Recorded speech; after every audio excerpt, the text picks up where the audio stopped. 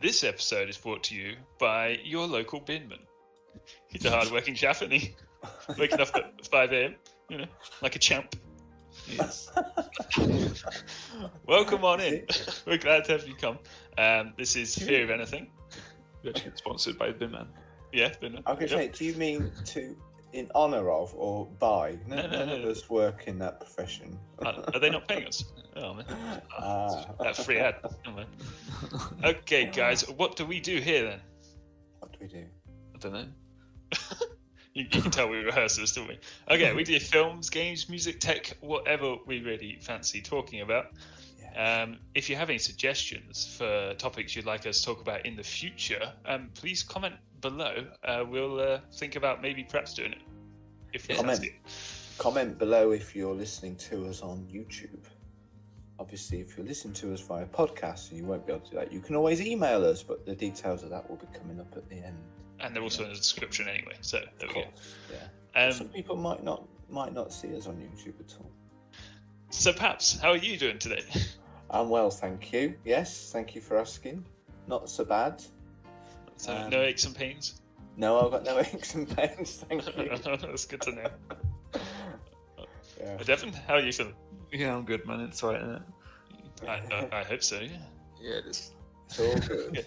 All good. Now, we'll be here, obviously, for the next hour, chit-chatting away. So if you want to go grab a sweet beverage and enjoy the show, Paps, Devon, have you got any pickups from last week? Oh. There was one, somebody has been in touch, but I don't know who wants to read it to us. Go on, Devon. Shall I go for it? Okay. Yeah, you go for it. Excellent. So we got some more news. If you remember from episode 5, was it? Yeah, episode 5. We had our special guest, executive producer Trinity, on the show. And she was talking to us about Sims. All good things about Sims. And we did mention Sims 5 in that. So it's got some new news about the Sims. The news is there is no release date for Sims 5 as of yet, but it's likely to come out in 2021 or late 2020. We have been told the graphics will be improved. With the online feature, there will be options to visit your friends' households and creations. It will have the open world, vehicles, and full neighborhood customization. Excellent. Yes. I'm a bit concerned, though. Does that mean then that the multiplayer aspect of the game is just going to your friend's house? Yeah. It's the thing I don't know. That's what I was thinking. You want to visit your friend's house while your friends are there, don't you, really? Yeah, you want to play together. Yes. But, I mean, yeah. Yeah, we're all in agreement on that. We are, clearly, yeah. Who are the makers of Sims? EA. Oh, come on, EA, get your act together. We need to be able to multiplayer together. Yeah. I got another comment on our Georgia Hire segment. Yes, when we read the short story. Yes. They wanted to be anonymous, but they said they pointed me towards the Wikipedia page, and it says her Regency. It's only a short bit, don't worry. Her Regencies were inspired by Jane Austen, but unlike Austen, who wrote about and for her times, Hire was forced to include copious information about her period so that her readers would understand the setting. Now, I bring this up because Paps and your wife both said that it was a bit heavy on the details. Very wordy, yeah. Yeah. Mm-hmm. Apparently, some critics felt the same way, but the average layman wouldn't understand much of what was going on and whatever. Apparently. So it had to be very descriptive. Yeah. Yes, apparently that's the case. I enjoyed that aspect of it, but yeah, it set the scene, didn't it, really well? Yeah. Yes. Yeah. Yeah. Wow. But it was intentional. Yeah. Yeah, very, very intentional. Apparently. Very good. Okay. Marvelous. Do we have anything else to comment? I don't think so. Shall we get on with the show? Yes. Enjoy. Okay. I will. I'll try. Paps segment subject. Okay, guys. I'm going to do something which doesn't always work very well in a podcast, but I wanted to read to you an article, and then what I might do is stop and wait for every intervals we can discuss it. It's an article. I've got this great app on my on my iPad. It's called Flipboard. Have you heard of Flipboard? Yes. No. Yeah, it's a great portal. I think that's the best way of describing it. It's a portal to amalgamate. It's like an online magazine, and you can draw in feeds from wherever you want, different things that interest you. Flipboard, and it's a pleasurable way of reading. So I get a Friday tech briefing through my Flipboard app, and I often am interested in what's on there. And I clicked on a story on that tech briefing that was talking. The heading was streaming services add 4.6 million new subscribers during UK lockdown. Wow. And then so I clicked on that, and the email that sent it to me, and it took me to an article from The Guardian from Friday the 15th of May. Time of recording, that was yesterday. Yeah. So so I'm going to read it to you. I might stop every now and again and see if you've got a comment to add whilst you think about what I'm reading. Okay. I have a comment already. Okay, go on. Does Flipboard work as a book with the flips? It does. Yeah. Good. Yeah, I'd hope so because it's called Flipboard. Okay, thank you. That's what I wanted to. And what's beautiful about Flipboard is that I've been able to create my a magazine, if you like. If you using Flipboard, you subscribe to all these different inputs, feeds, and if you like one, you click a little plus arrow in the top corner of the article, and then it flips it into your own board, and so you can compile your own magazines of things that are interesting to you, and then you can subscribe to other people's magazines, a bit like you would if you were using other I don't know, what's one of those other services that you can use, something like Pinterest. That's a good example. Yes. Yeah. Okay, so I'll read the article then. Almost 5 million British households have signed up to streaming services since the coronavirus lockdown began, as the nation turns to Netflix, Amazon Prime and Disney Plus to alleviate the impact of the restrictions. There have been an estimated 4.6 million new sign-ups to subscription video on demand. The acronym for that is SVOD. Never heard of it before. SVOD. Did you know that? Anyway, offerings since much of normal British life began to halt in late March, according to research. The lockdown has provided the perfect launch conditions for Disney Plus, which debuted in the UK on the 24th of March. That was good timing, wasn't it? And a day after Boris Johnson ordered the nation to stay at home. You suggesting that Disney is behind COVID? It was all a cunning plan. Yes, maybe it's coincidence. Disney Plus, which launched with titles including the $100 million, £82 million live-action Star Wars series, The Mandalorian. I'm sure you guys have got something to say about that. Is estimated to have attracted 1.6 million subscribers in the UK in its first month. The research found that 85% of Disney Plus subscribers say that they will keep using the service after the health crisis is over. That's interesting, isn't it?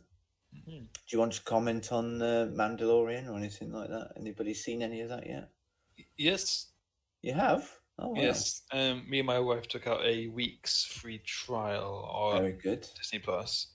Did you binge? Did you binge it? Not as much as we probably should have. We watched a lot of other Disney things as well, but we did watch maybe, I think, 3 or 4 episodes of Mandalorian. Were you impressed? Yeah, I really liked it. It was really good. It was a very interesting take on Star Wars. Okay. And it made some really cool characters, I think. Is it prequeled to the films, or where's the setting of Mandalorian? I believe it's after the Empire's falling. Probably knows more. Yeah, I do. Yes, it's during sort of the Empire. Yeah. Okay. Yeah. I hear it's the only good Disney has done to Star Wars. So yes, that sounds pretty good. Right. Okay. Okay. That's just a short interjection because I want to get back to the main story being about streaming services. But I thought we couldn't move past the Mandalorian and Disney Plus without increased comment on that. So anyway, I'll carry on with a further 13% of people who have not yet tried Disney Plus expressing an interest in trying it. The device could be well past 2 million subscribers in the near future. The survey found that a quarter of people were more willing to consider subscribing to a streaming service during lockdown than before the crisis. So that's obviously shown a huge increase, isn't it, in online services? Yeah. The appetite for fresh entertainment during lockdown, when content from traditional channels has been exhausted, along with the increased demand for TV content at all times of the day, is contributing to consumers re-evaluating SVOD, remember, subscription video on demand services. The report's authors conclude. Streaming services are also attractive in their low cost and flexibility. Subscribers get a 1 month free trial and can cancel at any time, unlike most pay TV packages with longer lock-in periods and much higher costs. So that's like Sky Movies and things like that, I suppose. Even just normal TV as well. Yeah. It's like I've got to pay a year's worth of TV license. Yeah. When I don't even know if I'll actually watch TV. It's true. Yeah. Terrestrial, not celestial. Terrestrial television. Yeah. Yeah. Okay. Back to the article. They provide a potentially cheaper option to traditional pay TV, something consumers are likely to become increasingly attuned to in the medium to long term. In the UK, Netflix is the market leader with 12.4 million subscribers, according to the most recent figures from TV measurement body BARB. Amazon's Prime Video ranks second with just over 7 million subscribers. Netflix's first quarter new global subscriber numbers were more than double its forecast at 15.8 million. Wow. Yeah. Final paragraph. Disney Plus has attracted 50 million subscribers worldwide in 6 months, although many have it free for a year due to subscription deals with telecoms and TV partners. Nevertheless, it took Netflix 7 years to reach the same milestone after moving from DVD rental by post to streaming in 2007. And that's where the article ends. I think that last sentence is an interesting thing to comment on, and I know you've got other things you might want to add. But can anybody remember Netflix being a DVD rental service sent where they just sent your DVDs out by post before they started streaming in 2007? Anybody remember that? Not at all. No. Okay. It took me back, and I'd have forgotten that was their beginnings. Yeah. Anyway, so that's the article. Some interesting, lots of numbers in there. But what's your thoughts on the increase in streaming services? I remember way back at the beginning of lockdown, Devon commented on one of our episodes about how they'd had to reduce the bandwidth, hadn't they? Yes. Because of the increase. Yeah. I've got two things I'd like to say. I'm actually one of your 13% that are thinking about getting Disney Plus, but I'm very concerned that they're taking over the world or whatever. You know what I mean? Yeah. Because they make films and they now distribute films. They don't need cinemas anymore. And soon they probably won't bother putting it out because they lose money on that. Well, they don't lose. Do you think so? I have a feeling they're going to say, yeah, we've made this massive budget film, but you have to get Disney Plus in order to see it. They're going to get so many more people. And cinemas, they don't need cinemas. I think the takings in the cinema viewings is going to far outweigh, surely. The way it works is that at the very beginning, the producers get a lot of so Disney would get a lot of the percentage of the money in the first week or something like that, or was it first weekend? Right. And then from then on, it tapers off. So then the the showers, the cinemas get most of the money from then on. So I think percentage-wise, they'd prefer to get a subscriber rather than Yeah, maybe. a one-time visitor. That's an interesting point. Yeah, I never thought of that. But there'll always be a huge number of people who want to see the new releases on the big screen, won't there? Yeah, but Disney have a monopoly on epic films, and now they can display them wherever they want. Okay. Bit concerning. It is a bit. I could agree with that, yeah. But Yeah. I'd never realised or recognised that, yeah. The other thing I wanted to say is I kind of feel like Netflix sort of broke the wheel, or it paved the way, and it's struggled all this time to get streaming services good. And then all of a sudden these other streaming services come in and they find it a lot easier, I don't know if that's true or not, but Netflix seemed to be like the first big one, I mean, this article doesn't comment on others. I know there are. I mean, there's the BritBox is a new service, isn't it? And I can't think of, so I'm sure there are others as well. I think a lot of services are still struggling. I'll say I tried Disney Plus, and it was actually really good. And it just the user interface, there wasn't much buffering. Like, it was very responsive to the TV to be able to actually choose what you want. So it's actually really good. But things like Prime Video, that is still for me very slow and laggy sometimes, and it buffers when it shouldn't buffer. Well, I haven't experienced that, to be honest, but I do find the interface frustrating often. Yeah, I'm not as impressed with the interface of Prime as I am with Netflix. And obviously, I have never tried Disney Plus, but interface can make a big difference, can't it, to how much you enjoy the experience of searching for and bookmarking and planning your viewing. Yeah. So I think a lot of people have piggybacked off the success of Netflix for sure. But even so, the success Netflix has with their things like their interface and their brand is so much better than that of Prime Video right now. Okay. They still have that deep ahead, I think. Yeah. The problem with Netflix is that they have to pay in order to display films, don't they? Yep. Disney don't have to do that. They already own all the films. Well, they've got it. Yeah, they've got all the films that they are showing. They own, so they don't have to lose money like Netflix. They've just got to pay for the servers. That's it. Yeah. And Disney have got such a massive back catalogue. It's not just the big name, big budget animations that they've produced over the years. I mean, Disney's been producing live action films for decades. Oh yeah, definitely. You know, go way back to my childhood, and Disney films were being live action films. Yeah. You know, went on there and I was surprised about all these films that are Disney. Yeah, it's like, I didn't even know this was Disney. This is live action. This isn't cartoon at all. No, exactly. Yeah, it's really interesting. Yeah, I can see the attraction of it. Yeah, for sure. They've got Star Wars. They've got Marvel. And obviously all the old classic Disney films. It's a big appeal. Yeah. I would say probably without appreciating what we've just said then, their biggest drawback might be the name Disney, because you would immediately think, I would have immediately thought, oh, it's just about cartoons. Yeah. You know, but it's much more than that. I can understand some people might be put off by the phrase Disney if they knew the back catalogue they were going to get access to expands far greater and beyond, you know, the classic animations. Yeah, I think that's why in all their advertising you see it says Disney Plus, and then underneath it says Star Wars, Marvel. Yeah, it tries to make it quite obvious. They've tried. They recognise that could be a problem, because a lot of people have got those Disney animation classics on their DVD shelves anyway.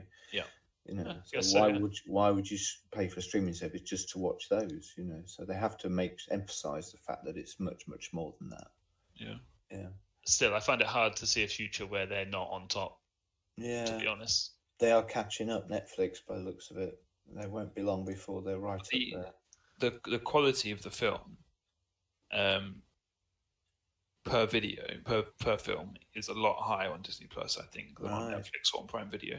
Because Netflix and Prime Video have lots of films from all over the place, from everyone basically, and a lot of them are just trash. They are, less than 2-star films I often find on Prime. You know. Yeah, exactly. Yeah. But on Disney Plus, pretty much most of them are good quality films, because it's Disney. Because they are well put together and well produced films. They may not be like your style, or they might not be your thing, but they are well produced. Good point. Thank you, guys. Anything else to conclude that segment? I just thought it was interesting because of the timing, because of the lockdown, which is gradually being released, but people still having to spend much more time in front of the TVs than usual.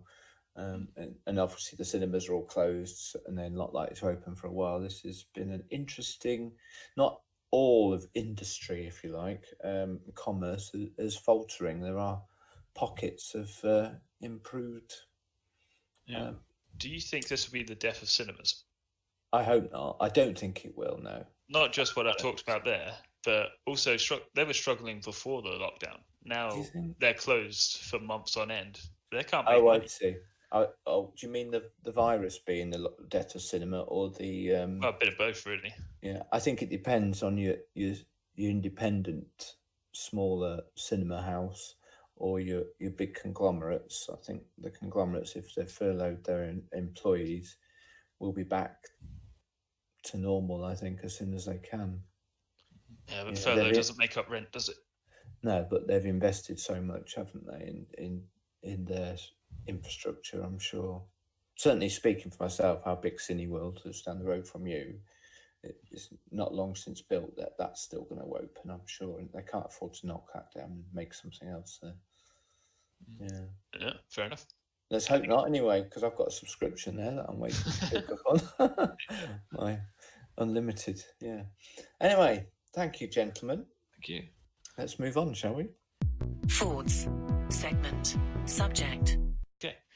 Would you guys like to talk about the final season of Game of Thrones? Heck yes, dude. That's the right answer. I thought you'd rather say, can we talk about the earliest seasons again? Oh, yeah. Anyway, yeah. Well, it could be very awkward if you had said that, yes. Now, why don't we say, Paps, what's this show about? What, the whole of the Game of Thrones? Yeah, right. Why not? I mean, there can't be many people who've not heard of it. It's obviously a action fantasy story set. Is it set? I don't know when you guys can answer those questions. I'm not the right person to ask about setting it up, have I? But I've enjoyed watching it. I must admit, I think I began watching it from the first episode when it was first broadcast in the UK back in 2008, probably. And watched it all the way through and watched it several times now, every episode. But I'm not the fanboy that you guys might be. Fair enough. No, as most people will probably know, Game of Thrones was massive, and it got out 8 seasons. Now, the reason I want to talk about the final season is because it got a lot of people up in arms, because it was... very precious about their Game of Thrones. Yeah, a lot of people are precious about their Game of Thrones, and by many people's opinions, it was pretty bad. It's trash, dude.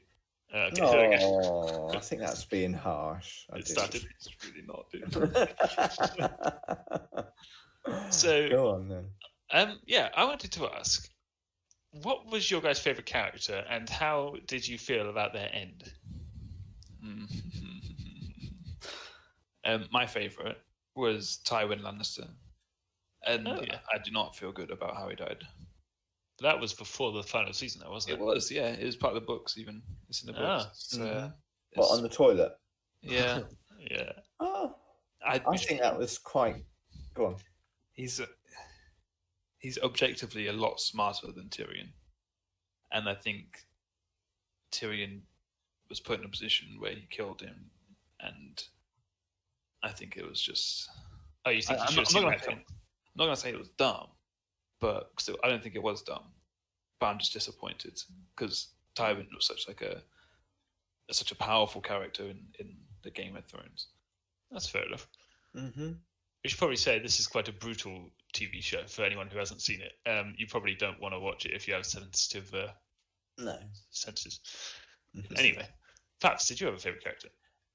Yeah, I think it might have been Tyrion, but I also thought of Mormon Jormont. Is that his name? Jorah Mormont. Jorah Mormont. Yeah. Okay, I'll start again. Well, you want me to keep that in?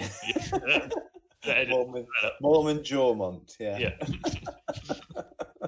Was it Mormon Jawmont? Draw a moment. That's him. Yeah, that's the one. Yeah. I did enjoy. Not, I wouldn't say it's the most exciting of the characters, but I was sad when he died, especially. I think that was episode 3 of the final season, wasn't it? That's right. In the big battle, he's one of the victims of the big battle with the Night King. The Night King, yeah. And then I think I was glad that Tyrion survived to the end, because there were so many times when he could have died and nearly did. And I was glad. Oh no, I was glad that he survived to the end. Me and you have got very different perspectives on the whole Game of Thrones, I think. Yeah. Well, that's good. Shall we talk about the Night King? What do you think about that? Oh, yeah. Because this was a controversial point in episode 3. Well, throughout the whole TV series, it was built up that the Night King, these zombie-like people were coming, and the head of the army was the Night King. Winter is coming. Yeah. He was sort of a half-frozen man or whatever. I don't know. When he finally arrives in episode 3 of this this final season, it all gets resolved in the final episode. This big battle, and it's done. Episode 3 of the last season. What did you guys think to that? It was a surprise. I thought we were going to see a much more protracted conclusion. Yeah. So how many more episodes were there after that, before the end of the season? Yeah, it was a six episode series. That was also a disappointment that they didn't. It felt like they tried to squash in the. Yeah. I think they could have made a good 7-8 episodes out of that whole story. Well, it felt like they cut it short, because they did cut it short, because the producers just decided to go, hang on, I don't want to be part of this anymore, I want to work in Disney. Is that true? Yeah, it's D&D, isn't it? And Dan and something. Yeah, there's one. I thought the Night King in the episode 3 was what's the word? Gosh dang off. Anticlimactic and unbelievable. Unbelievable. Okay. Yeah. How's it? Well, anticlimactic, as in, as you said, like the entire 8 seasons building up the winter is coming thing. So as soon as he gets here, he's dead. Without actually taking much of Westeros really at all. And unbelievable, because somehow Arya Stark gets from nowhere, is flying through the air like impossibly, and then when he grabs her, he doesn't like freeze her like he does with every other human that he grabs and touches. He just sits there, holds her for a bit, doesn't grab her with her arm, doesn't do anything, just grabs her, gets stabbed. She stabs him. She jumps past all of these lieutenants of the Night King and somehow gets in there. And why is the Night King even there in the first place? Who knows? Yeah, it's just should be stood on a mountain somewhere watching, shouldn't he, from above? Yeah, I know we've had that conversation before. It's just boring, dude.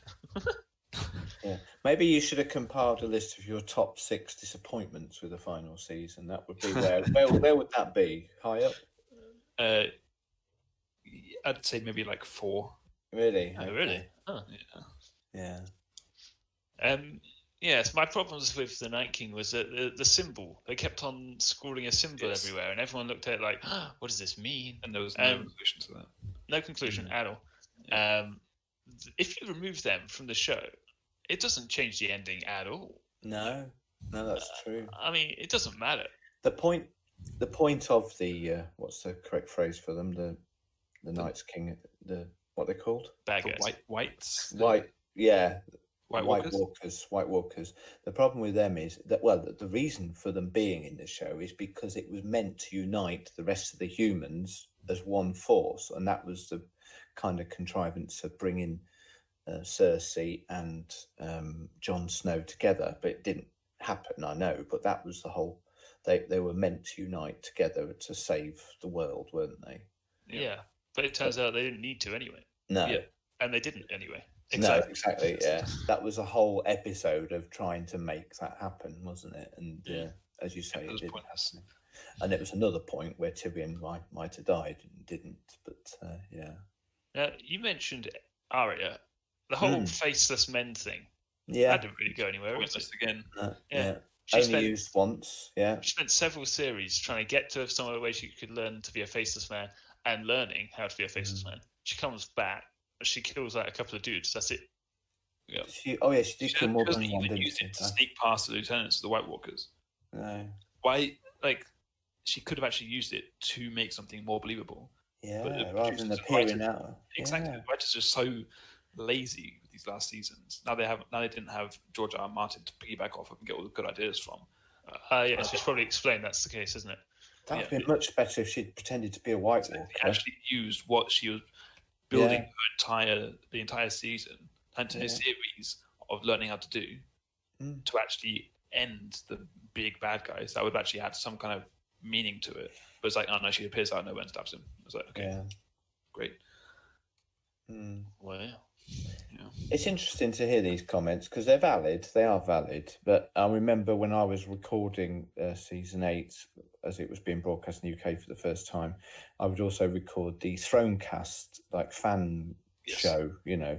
And I don't remember anybody being negative about these final series, like we've had since, you know, since I think people were more harder on the whole series because of how the final episode perhaps ended. Maybe that's correct. I remember watching every single episode with Beck as they were coming out, and every episode was just like, what are they doing? I can't believe they're doing this to Game of Thrones. Like, your loyalty was waning already, was it? Yeah. Episode 3 was just the icing on the cake. It's like, yep, this whole season's ruined.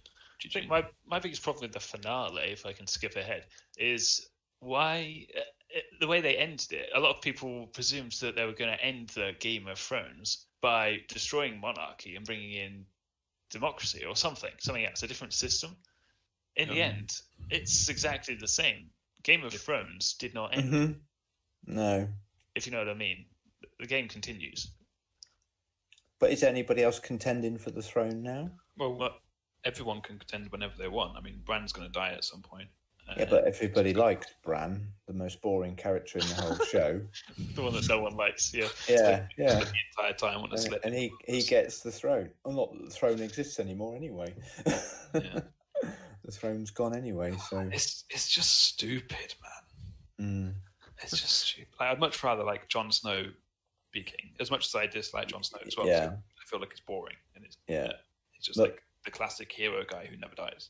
But I'd much rather him actually get it because he's worked for it all that time. Yeah, and he had a right to it as well. Right to it. Rather than Bran, just like this crippled guy who's just been in a sled and. I mean, he disappeared for how many episodes? Mid. A whole season. Yeah. But the other thing, maybe we've got quickly time to talk about, unless you've got other things you wanted to say. But my biggest disappointment of the whole of the final series has to be the way that Daenerys flipped. I do not believe what she did at the end. It's like they really wanted her to be the bad guy, but they couldn't be bothered to set up, to give it the time to turn her into a murderer. But they just didn't. It's the same with Anakin Skywalker, of course. Because I also have a similar feeling about this as well. Right, okay. I'm wrong, you're right. Yeah, okay. Other opinions are available, but they're just wrong. I feel like Daenerys had shown strange characteristics throughout the entire series. Like, she murdered a lot of people who were helpless. Do you mean the entire series of 8? Or series 8? Yeah. Series 8, all of Game of Thrones. Really? Well, yeah, when she was taking a lot of cities over in Essos, she just killed loads of the slavers or just... Yeah, but because they were bad guys. Well, they were unarmed and just sitting there. It's like, no, hang on. She gave them plenty of chances, actually, and they betrayed her. In this series, in Game of Thrones, the entire series, that is a fully accepted way of dealing with problems. Yeah. In some cases, if she gave them lots of chances, in some cases she didn't at all. She just murdered them. In any case, they were definitely our enemies. These were just peasants. She's never murdered peasants before. Yeah, she was a strong leader, but she always made choices for the weak people. I think until final series, she was a good shining example of what a good leader should be like. I don't know about that at all. Okay. She went into Marine and just basically hung them all on the cross. It's because they were douchebags. It doesn't matter. That's their way of life, though. I mean, that's what they knew. They didn't know they're doing anything bad. They didn't, Like they Ford didn't said, give them a second a chance. They didn't retaliate.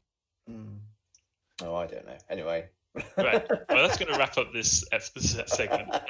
we won't work it out, will we? We'll always have there'll always be more than one. Anyway, like you say.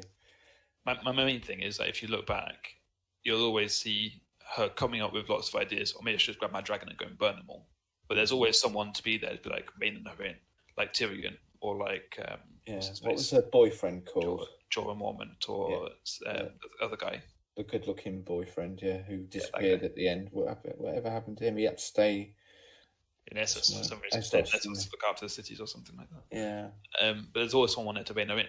And when she was up there in her dragon above the cities of King's Landing, there was no one to rein her in at all. Yeah. She was all by herself, and she just didn't let go. You know what would fix that scene? If the bells didn't ring. If she didn't know. If she thought the bells were to attack. Yeah. Because previously we'd had bells being attacked. So, if she thought that the world was coming against her, that would make more sense. But when they surrender, that makes no sense. Mm-hmm. In my mind, anyway. Yeah. Perhaps, how did you enjoy the final season? I'm more in favour of it than you guys are, obviously. I didn't have the same problems with it that you did. I can see why people have problems with it, but yeah. Fair enough. I think we know how Devon feels. I know we're not rating it, but it was the most disappointing season, I guess, wasn't it? Fair enough. Yeah. I just feel like it went against everything, like the whole nature of Game of Thrones. Okay. Like the plot armor and everything was just ridiculous. Are we very, very quickly allowed to comment on what's being filmed at the moment? Oh, go on then, if you like. I've heard, obviously, you know, that there are currently in production, well, probably not right at this time because of the lockdown, but they are writing and preparing to film the prequels to the whole the story of the White Walkers, how they came into being and created by those tree people, weren't they? Yeah. Is that right? You know more about it than I do. Children of the Forest, yeah. Yeah, so how do you feel about all that? Obviously, there'll be no characters in it that we really recognise, I doubt, but... I mean, I'm down. Happy to find out more, yeah. Yeah. It's an interesting universe. As long as... D&D have nothing to do with it. Okay, yeah. Writers. Okay. Very good. Moving on. Devon's segment. Subject. And I want to somewhat of a maybe easier tone. Less controversial. Yeah, maybe, hopefully. I didn't want to take up too much time, but I wanted to have a little chat because it kind of entered my mind and kind of had a few questions about virtual sports. And I'm not talking about esports, but I kind of am. I'm talking about sports in the real world that have been made into video games that now are esports. Like virtual chess. Well, yeah, why not? I hadn't thought about that, but yeah. There's this game called... I didn't catch it. Virtual chess. Chess, Yeah. okay, yeah. Yeah, why not that as well? But I was thinking things like Madden, which is an esport, it's about American football. NBA 2K, obviously basketball. And then obviously you got FIFA, which is for soccer or just football. I was thinking, do you think there is even like why do you think those things that are in place, if they're pretty much the exact same thing but in a computer game? There's nothing like fantastical about it. There's nothing. You mean, what's the hook? Yeah, what's the hook that stops you from actually doing it in real life, but you actually go back and just do it on the computer as well? It's for people who want to do it but don't have any friends. Yeah. No, sorry. Because you've got these games as well, like Rocket League, which is like football, but you're doing it in cars, you're flying through the air, you've got like speed boosts and that kind of thing. It's very fantastical, so it is a hook and it's different. But I was like, why is there a game that is trying its hardest to stimulate real life football? Yeah. Actual competitive scene to it. There is actually a Formula One esports series as well. There is. Yeah, I'm just looking now. I'd heard of it, but I hadn't looked at it before. Yeah. But yeah. I watched some of that before. It's actually quite interesting. Is it? Yeah. I might have to get into that. Yeah. Obviously, it could be a lot cheaper and a lot easier to get into that than obviously working your way through the go-karting, whatever it is, and trying to get noticed by some kind of Formula One team or anything like that. I don't know how you get into Formula One, but that's how I've heard a lot of people. Maybe it's a lot cheaper and easier, as I say, just to get a computer, get a game, get a steering wheel. There you go. You go. I like games to be able to do something that I wouldn't be able to do in real life. Yeah, a world which you can't experience elsewhere. Yeah. Same things like Sims. We talked about Sims earlier, so I bring it up. I like to play a character who I'm not. I don't like to make Devon.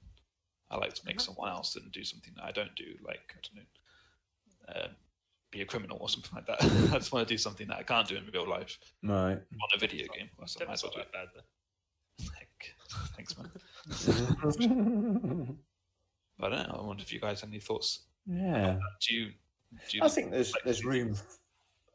I think there's room for being part of that scene if you're interested in the, for example, Formula One. If you follow the real world racing, why not be able to compete yourself virtually? You know, more than just casual gaming, isn't it? It's a whole new level of commitment, I suppose. Because you're a fan. Yeah. Would you agree? I think so as well. I think there's some ones that are harder to get into in real life, so I understand that a bit more. Like Formula One is, I can't just go out and do that in real life. I mean, it's very, very expensive to even have like a practice run on a Formula One car. But you can play chess, can't you, easily? Yeah, you can play chess. You can go out and kick a ball around. Yeah. Or something like that. So I kind of understand the Formula One bit a bit more because I can't do that. So I'll get a game so I can actually do that now in a video game. I see. Yeah, but I don't know why people... No, I'm not a massive football fan or anything, but the few experiences I've had on football games, I actually quite enjoyed. I don't know why. More so than I enjoyed actually playing in real life.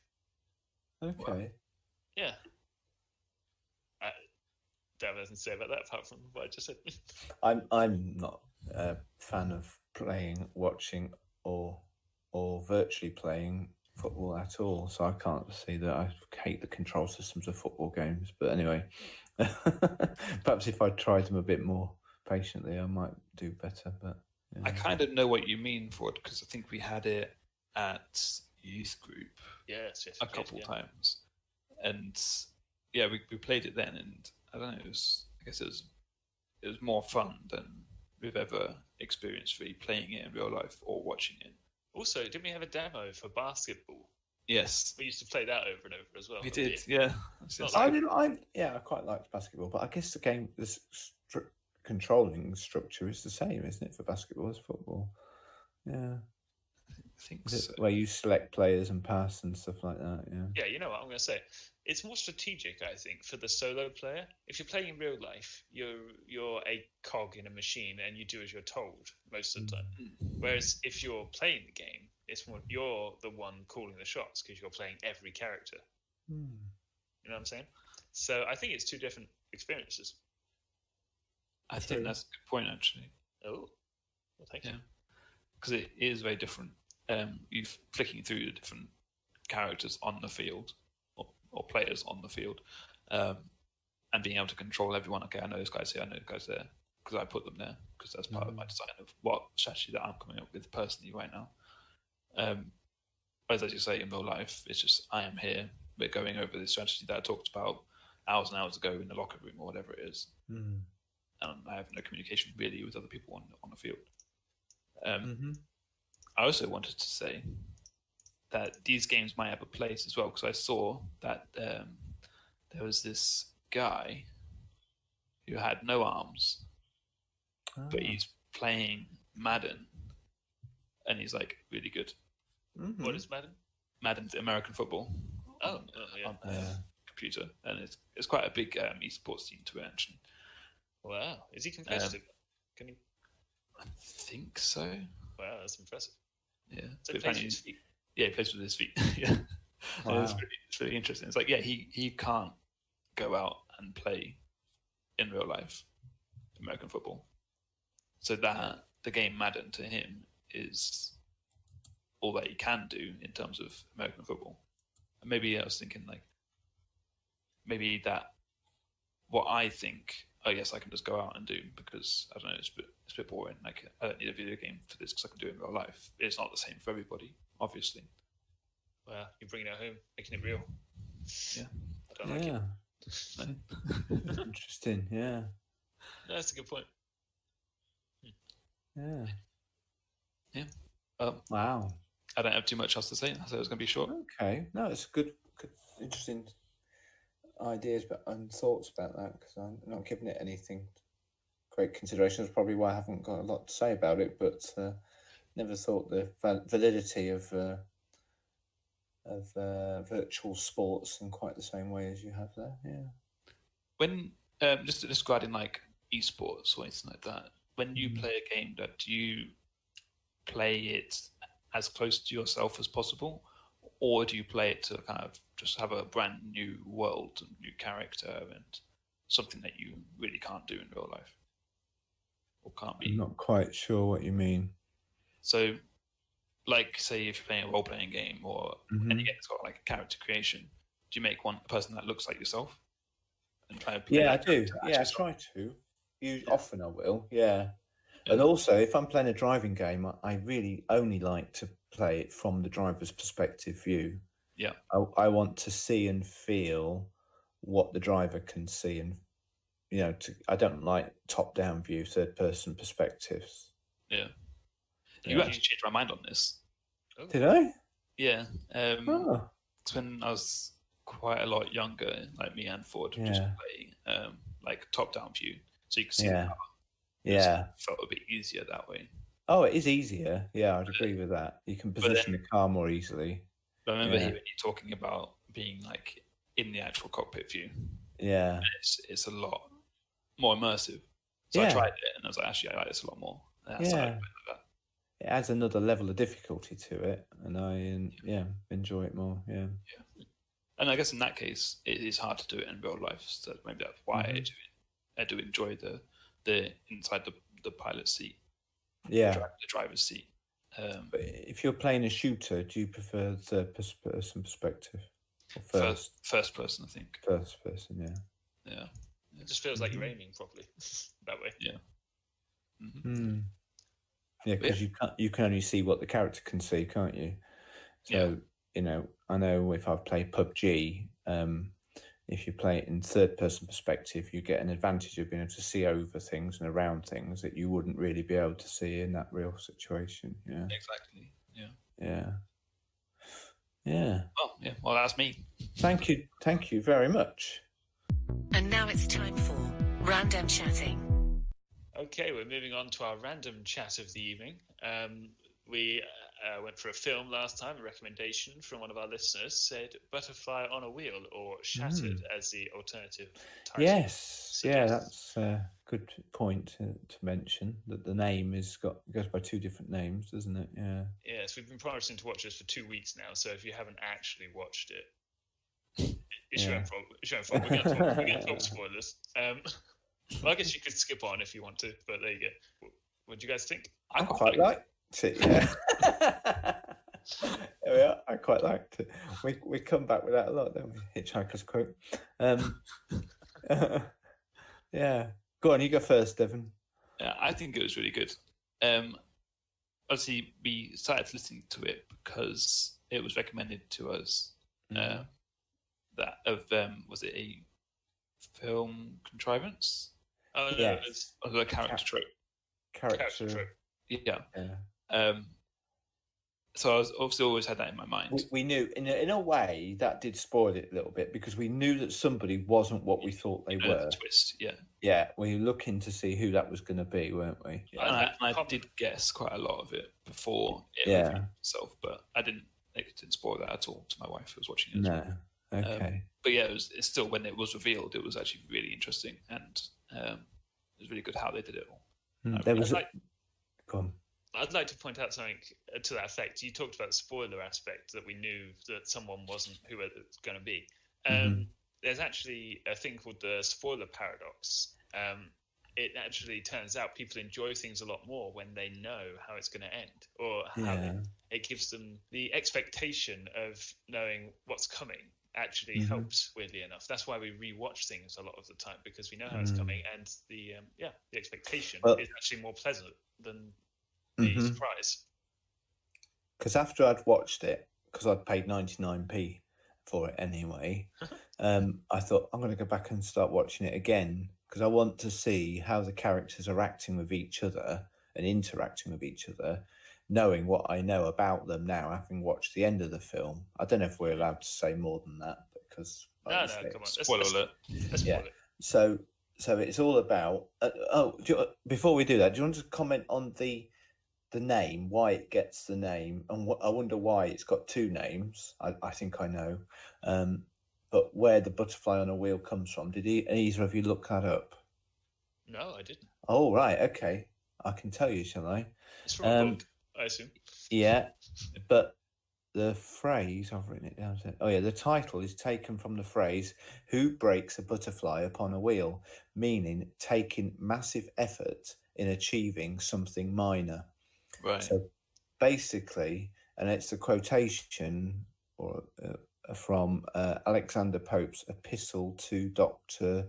Arbuthnot Wow. from 1735.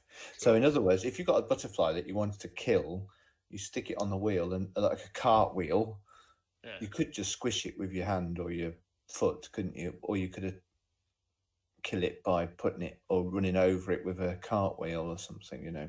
That's interesting. Yeah. Because I thought but by the end, when we see the reveal, why on earth do they go to so much trouble just to end a relationship? Yes, exactly. You're saying that the title sort of is because of that. Yeah, it's overkill on purpose. But the reason why that film was the title was changed for the US release to Shattered was because the title was too complex for the American audience. Apparently, it was too. Yeah, which is ridiculous, isn't it?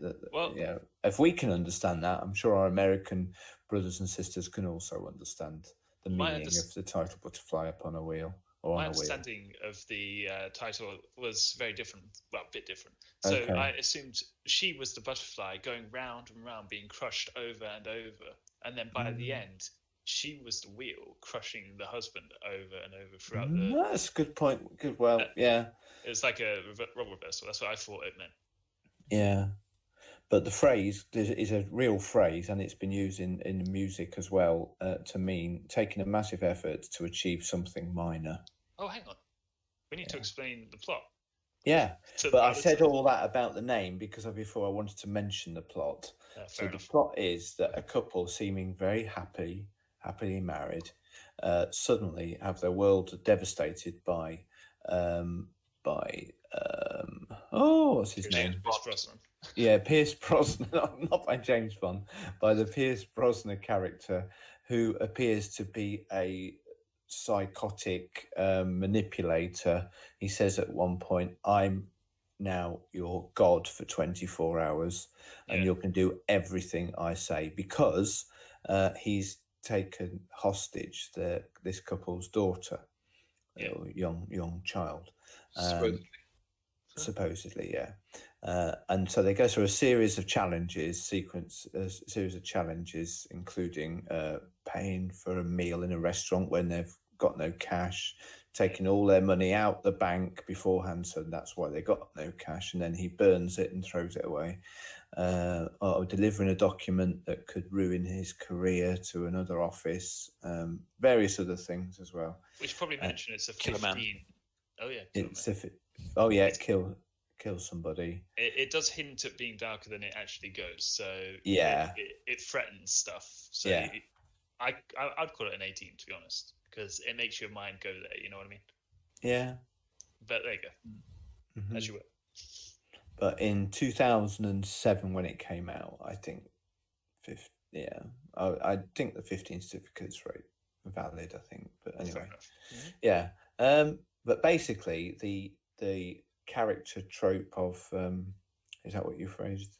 Is that in the end we realise that the woman from the happily married couple is not happily married, and she's contrived all of the events with the Pierce Brosnan character, the bad guy, together. They both working together to hurt the Gerard Butler character, the happily married husband, in quotations.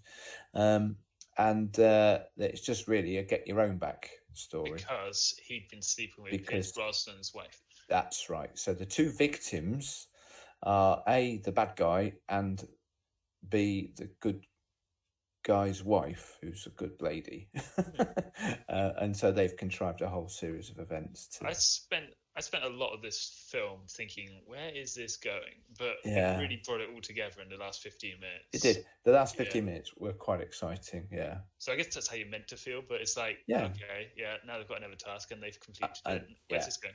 And then there's a double reveal, wasn't there, at the end? It was like I knew when they left that property after he didn't shoot his mistress, Pierce Brosnan's wife, I knew there's still more to come. I thought, we haven't seen everything yet. We know now that Gerard Butler's character is a bad guy. He wasn't the innocent person we thought he was. Yeah, but and what Pierce Brosnan stealers.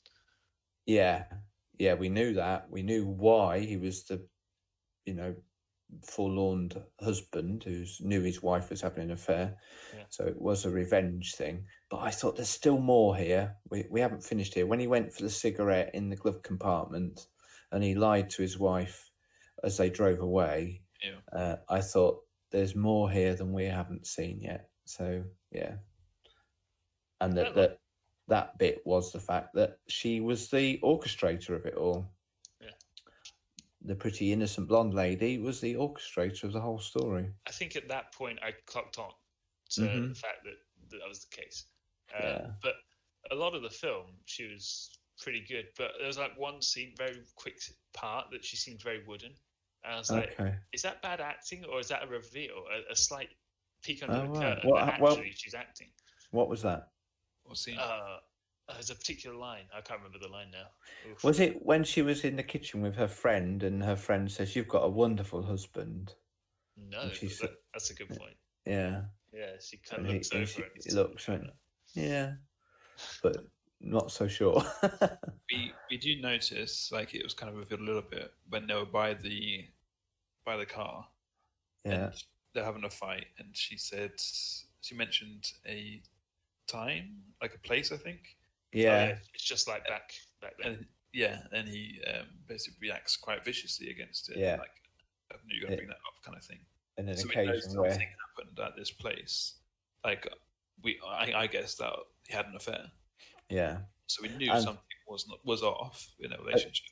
At the beginning, in the office, you see him looking at the secretary, and she had a lot of leg on show from the camera angle, and then they winked at each other. So there was also, I mistakenly thought that his colleague who'd been overlooked for the deal at the very beginning, I thought it might be him behind it, like a revenge thing with him. But on reflection, it was obvious that he winked at the secretary, who later became, we find out, is Pierce Brosnan's wife.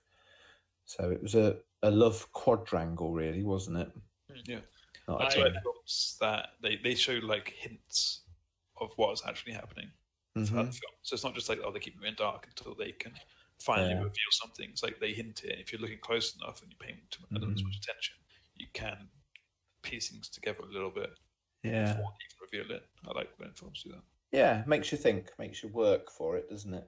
All the way up till the point where he was going in to kill his boss. I thought it was actually his boss. Yeah.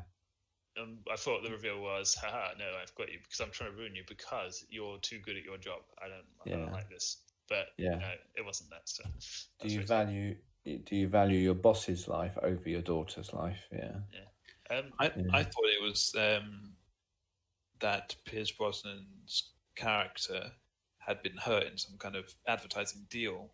Yeah, that occurred to me. Yeah. So I thought they were trying to take revenge or something. Because his business had been taken over by Gerard Butler's business or something like that. Yeah, obviously they look like a conglomerate who absorbed other companies and did negotiations and what have you. So it seemed like that would have been a good possibility. Yeah. Yeah. His accent. Yeah. Pierce Brosnan. What was he doing? That was weird. Irish.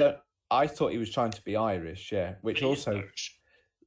led me to think, but he was being full on an attempt to. It wasn't a very good Irish accent, No, and it I wasn't. thought, is there some terrorist link here? Is it Irish terrorism that it might that's be good. trying to do? It's a bit racist. But it's not. Irish terrorism is a thing from the past, isn't it? Especially when it was made in 2007. It was quite, there could have been a background to the story that would have been.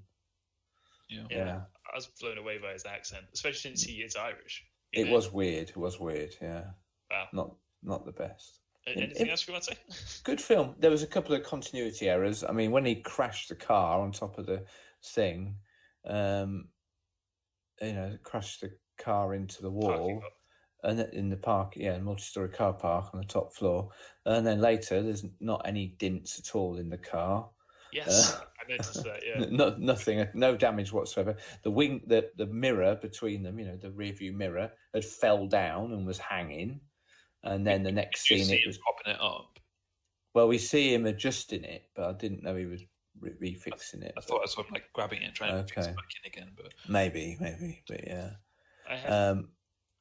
When they were having their romantic meal before all the action starts, her glass of champagne chose empty, full, and then empty again. Oh, eagle eye. Yeah, Nice. yeah. Anyway, but apart from that, it was a bit. I look for things like that. Yeah.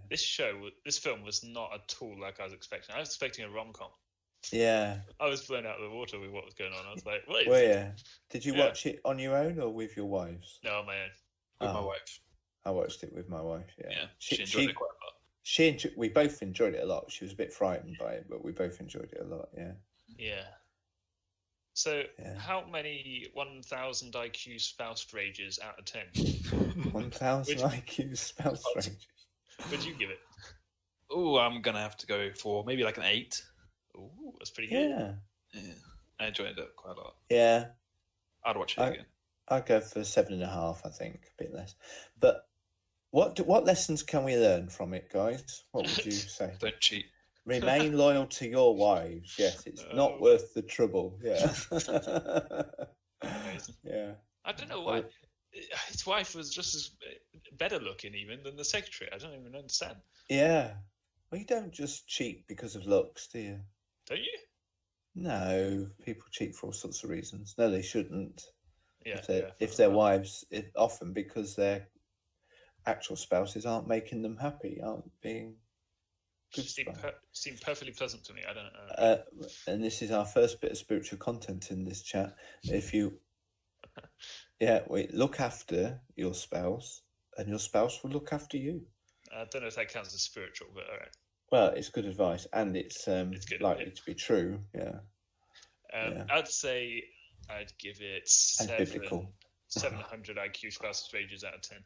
Well, I really had a good time, but out of 10 out of 1,000. Oh, I don't know. Out of 10. 700 out of 1,000. Yeah. No, I had a good time with it, but most of the film I was like, where is this going? So the slow reveal. I mean, okay, it was great for the reveal, but if they could have made it more interesting throughout the film, that would have been great. Did you think that? Well, not interesting. Okay, more cohesive. Like we're building towards something here. Yeah. So he said for the next 24 hours. He said, and we don't even know what the time is all the time. It's like, where's this? What point are we at here? Is this all happening within the first hour, or are we nearly there yet? Mm. You know what I mean? I suppose you're right on that account. You don't know how long you've got left of whatever's happening. I wanted a deadline. Yeah. Anyway, that's fine. That was just a thing. Cool. Yeah. Do you know it's actually a remake of a film by the same name, A Butterfly on the Wheel, from 1915? Wow. Yeah, 1915. Gosh. I wonder if it's the same plot or not. I think so. Anyway, moving on. It's homework time and toodaloo. So now we're ready for homework. Homework time. we got music for next week's random chat, Yeah. and it's Okay. Paps' turn to choose. What have Thank you got you. for us? Well, I wanted to choose something from the 80s, obviously. I wanted to choose a well thought of album from that period. So I shortlisted 5, and I based my shortlist of 5 on their sales. So, how many millions of record sales they had. And I'll give you the rundown, okay, Are we quickly. selling out? Is that what this is? Yeah, well, no, I judge popularity by record sales, okay? Okay. Yeah, so Michael Jackson Thriller, 47.3 million sales. Prince Purple Rain album, 25 million sales. George Michael, the Faith album, 25 million sales. Bruce Springsteen, Born in the USA, 19.6 million sales. And the album which we're going to go for, which is bottom of the list of sales, but still the most interesting one I think I'd like you to experience, is Dire Straits, Brothers in Arms, from year 1985. Okay, so my other shortlisters we might come back to again in the future. I'd love to talk about some of those other albums, but the one I plumped for is Brothers in Arms by Dire Straits. Grand. Okay, If hope you you guys enjoy it. can listen to that before the next episode, then we can all talk about it together. Yes. Excellent. Now Thank you, gentlemen. Now it's time to wrap up, I'd say. Now you can find us on most podcasting platforms and, of course, YouTube. Our Twitter account, if you want to follow us along with things we talk about on there, is at Theory of Anything. That's TING at the end. Our email account is theoryofanything@hotmail.com. If you want to put anything into us, we can respond to it. Include you. In our next episode. We like to include others, yeah. Indeed. Yeah. We're very inclusive. Oh, yeah.